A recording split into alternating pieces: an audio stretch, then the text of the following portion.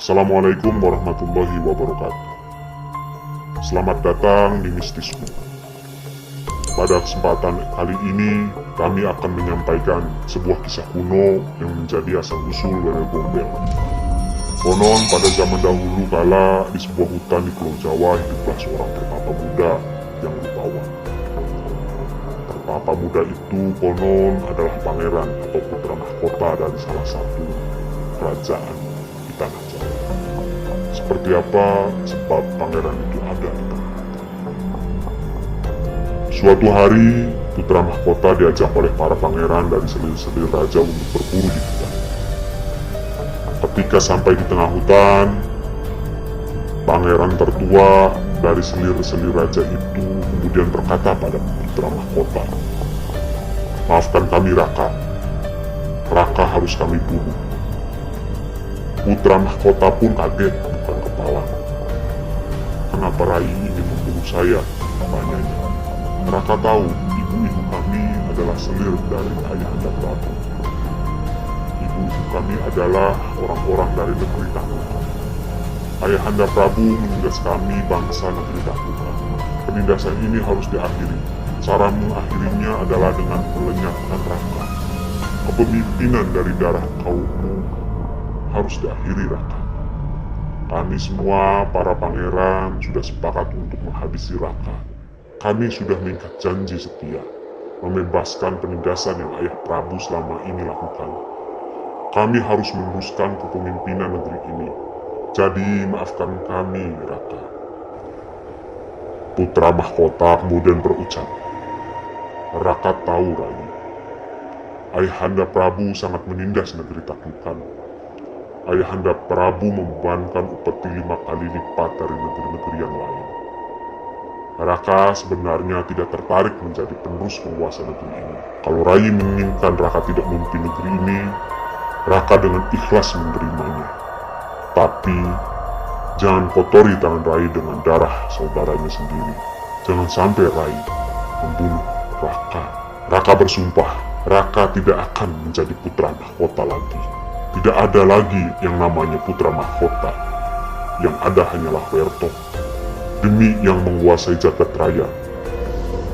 Demi gunung Selaksahasta ini, Raka akan menjadi pertapa sampai akhir hayat Raka. Beritahu Ayahanda Prabu kalau Raka tersesat. Dan Raka pesan, Rai jangan pernah ke gunung Selaksahasta ini lagi. Para pangeran dari selir pun sepakat untuk tidak membunuh putra mahkota. Kemudian mereka pamit. Putra mahkota itu kemudian mulai bertapa dan tinggal di hutan. Tiap 2 hari sekali pertapa muda itu mengambil air di sungai di tepi hutan.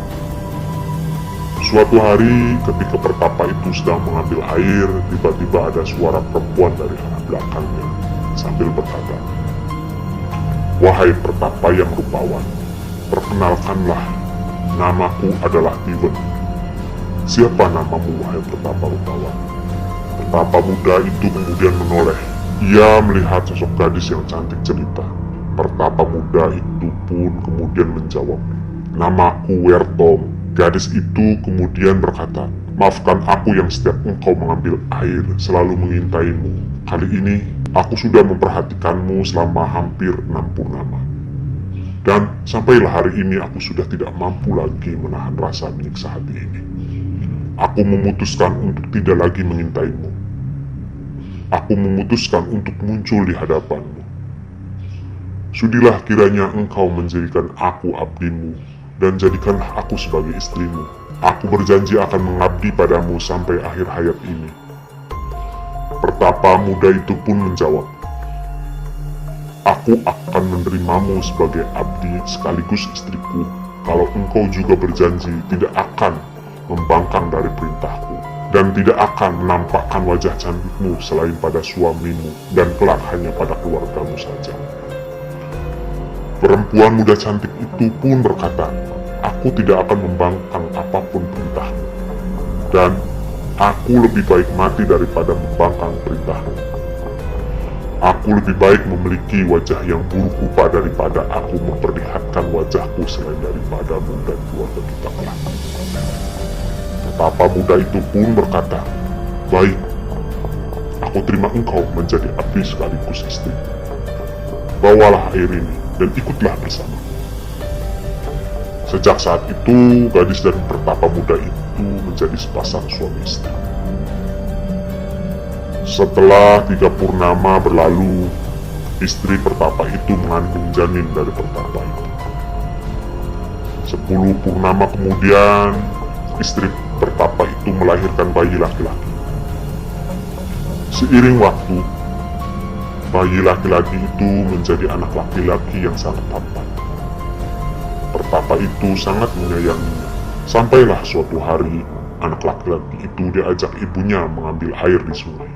Istri pertapa itu lengah karena saking sibuknya. Setelah ia menoleh ke arah anak laki-lakinya itu sudah tidak ada lagi di tempat. Istri pertapa itu pun kemudian panik. Ketika istri pertapa itu melihat aliran sungai yang deras, di dalam benaknya ia berpikir bahwa anaknya bisa jadi tenggelam dan terbawa arus sungai.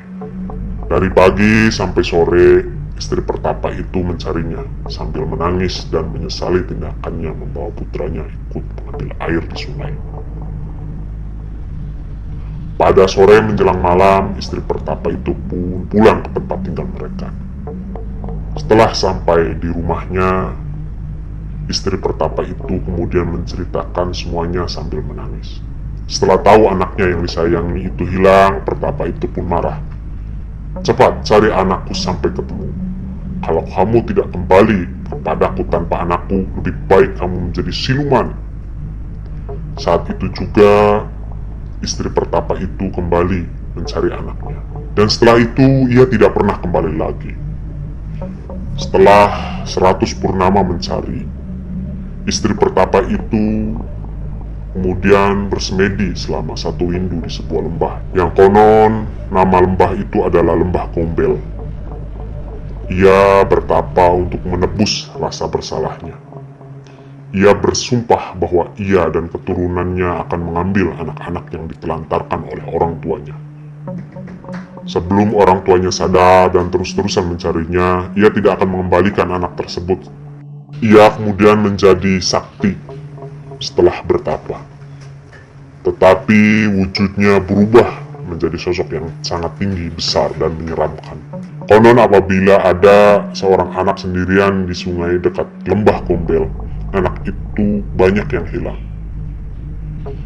Anak-anak tersebut konon dibawa oleh Nyi Tiwen alias Siluman Weweh Gombel. Dari cerita itu kami mengambil kesimpulan bahwa Siluman Gombel kerap mengambil anak-anak yang ditelantarkan oleh kedua orang tuanya. Cerita itu kami pun tidak memiliki kompetensi untuk memutuskan apakah nyata atau tidak.